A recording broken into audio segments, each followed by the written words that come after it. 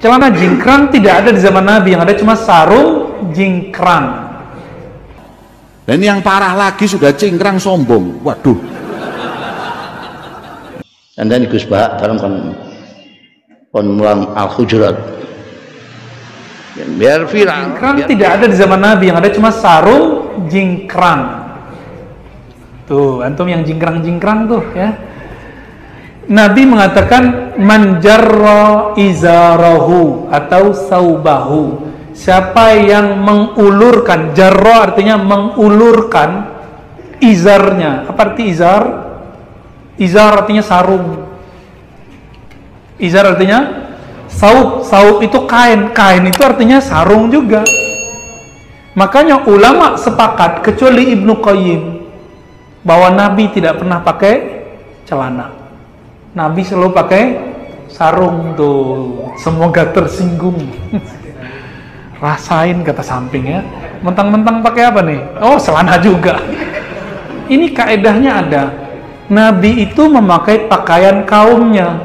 Karena di kaumnya Rasulullah pakai sarung, Nabi pakai sarung. Coba kalau Nabi orang Melayu Riau, mungkin pakai celana, terus ada yang apa tuh, yang sarungnya setengah itu. Wah, itu di atas lutut malah, Pak. Bukan di bawah lutut ya, di atas lutut malah. Gimana hadisnya? Di hadisnya memang ada di riwayat Nasai ya, orang yang matahtal ka'bain finnar, yang di bawah mata kaki di neraka.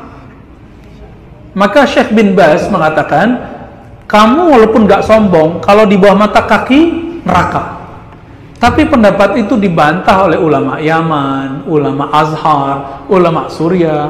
Guru-guru kita rata-rata ya jingkrang, ada yang jingkrang, ada yang tidak. Bahkan Syekh Sudais itu coba lihat di Mekah, kurang salafi apa beliau? Ya, Syuraim dan beberapa masyayikh kadang mereka manjang, kadang enggak. Jadi apa arti kelarangan untuk berpakaian yang jingkrang itu? Ternyata Nabi mengatakan khuyala. Saya sudah jelaskan berkali-kalinya.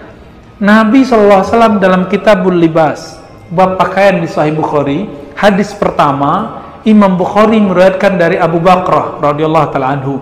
Beliau keluar dari rumahnya, yajurru saubahu, sarungnya di bawah mata kaki.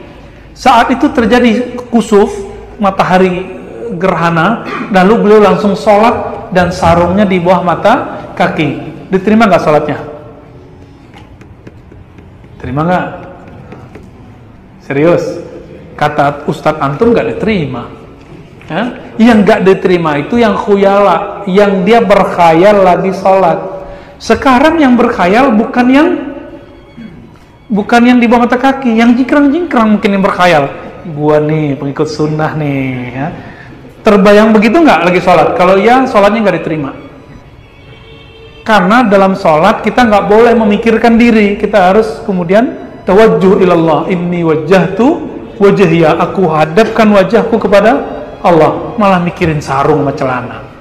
Ya, jadi nggak boleh. Jadi silakan yang jingkrang amalkan hadis Ibnu Umar, silakan yang di atas, ya, yang di bawah mata kaki amalkan hadis Abu Bakrah dan Abu Bakar.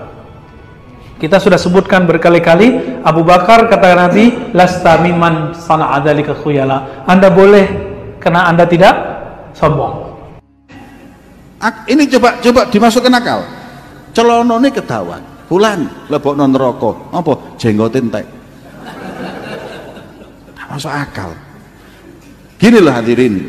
Orang itu setiap hukum ada illah. Saya tidak menafikan masalah isbal. Isbal itu makruh di mazhab Syafi'i. Kalau ma'al khuyala haram.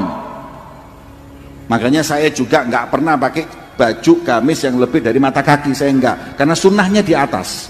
Saya lakukan. Tapi kalau mengatakan yang di bawah itu masuk neraka, nanti dulu. Lu kan hadisnya sampai enggak paham.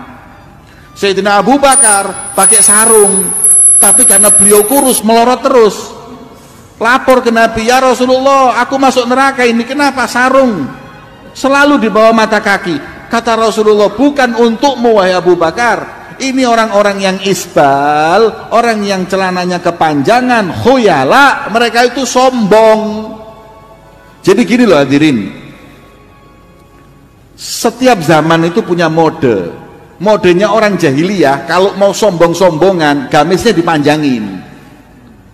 Jadi panjangnya gamis itu bukti kekayaan, bukti bangsawan. Nah, stylenya orang sombong itu nggak disenangi oleh Allah. Stylenya orang sombong nggak disukai oleh Rasulullah. Stylenya. Tapi ketika sekarang panjangnya celana sampai di bawah mata kaki sudah nggak lagi buat sombong-sombongan, maka ilahnya nggak ada sudah. Karena masalahnya itu sombongnya. Jadi yang masuk neraka itu sombongnya, bukan celananya. Malaikat, iya, fulan masuk ke neraka. Kenapa? Sombong. Masuk akal? Masuk akal. Fulan masuk ke neraka. Kenapa? Celonone kedawan. Tak masuk akal, hadirin.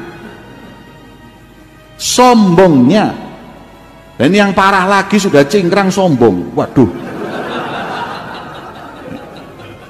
Ini parah itu, hadirin. Inti neraka itu.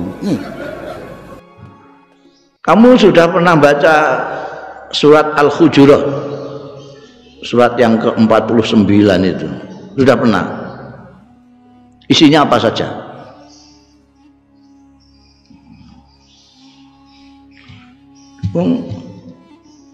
Yasin aja orang membaca paling kerep itu Yasin.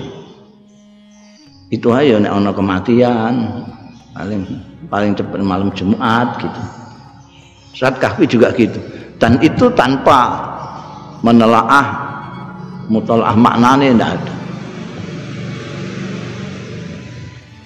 Saya itu kepengen menganjurkan surat Hujurat itu dibaca setiap hari, dipahami betul.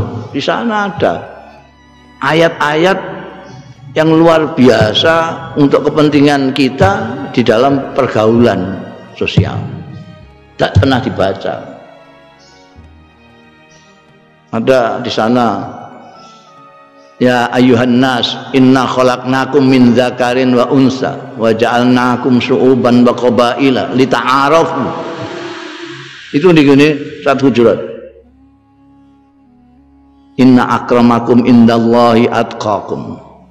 Di sana ada la yaskhar qaumun min qaumin. Di sana ada wala yakhtab ba'dukum. Itu banyak sekali enggak diwaca. Buktinya enggak diwaca. Terus saiki akeh sing tidak saling memahami dengan orang. Sekarang ini orang saling mengolok-olok orang juga biasa. Wa talmizu ampusakum bil alqab. Ini sekarang sudah wong Islam kabeh iku alang-alang sing ora Islam. Do wadan-wadanan itu. Apa mereka enggak baca? Antara dua. Atau mereka enggak baca, atau mereka mengabaikan pedomannya sendiri. Kan gitu. Kesimpulannya cuma dua. Wala yaktab ba'dukum ba'da. Mereka membaca itu rasana-rasana menjadi tren, malah dijadekno acara, mata acara TV ya. Ya ba'du ba'da.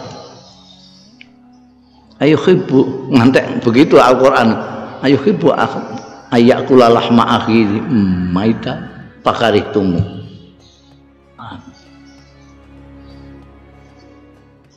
Suudzon inna ba'dadzon itu nggak dibaca. Kalau baca itu nek isih duwe isin, orang Islam itu akan malu semua dengan dirinya sendiri. Karena mereka selalu mengatakan bahwa Al-Qur'an adalah pedomannya, tapi mereka mengatakan pedoman itu adalah Al-Qur'an. Bahkan menganjurkan orang supaya kembali ke Quran, tapi kelakuannya sama sekali tidak nempel isinya Al-Qur'an. Lalu apa bedanya orang yang punya Quran dengan yang tidak punya Quran? Apa bedanya orang yang tidak berpedoman Quran dengan orang yang mengaku pedomannya Al-Quran? Pedoman itu kan kalau saya akan melangkah, saya cocokkan dengan Al-Quran ini, cocok apa enggak? Enggak cocok berhenti, cocok berjalan. Sekarang siapa? Umat Islam yang mengaku berpedoman Al-Quran yang menggunakan cara itu. Jadi kalau melakukan sesuatu bukan nafsu, bukan kepentingan, bukan syahwat, bukan politik, tapi ini pedomannya itu. Orang Islam berani enggak? Bukan hanya mengatakan pedomanku Quran, tapi betul-betul Quran dijadikan pedoman. Berani apa tidak? Jangankan kok yang rakyat awam itu yang namanya aja adalah awam, yang di atas awam ini saja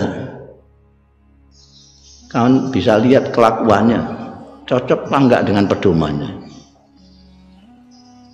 Coba saiki kiai-kiai ustadz itu suruh ngaji khusus Al-Hujurat saat ini penting surat Al-Hujurat kan maca dan dan Gus Bah bareng kon mulang Al-Hujurat biar viral Al-Hujurat ini dimaknani do ngaji kiai-kiai sing ngaji maca Al-Hujurat.